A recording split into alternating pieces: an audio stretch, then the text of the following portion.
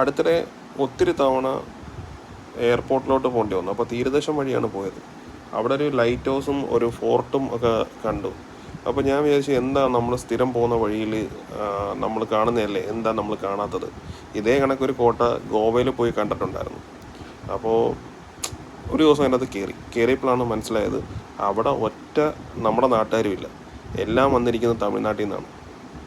അത് കണ്ടപ്പോഴാണ് ഞാനൊരു കാര്യം ആലോചിച്ചത്. നമ്മൾ സ്ഥിരം പോകുന്ന കുറച്ച് വഴികളുണ്ട്.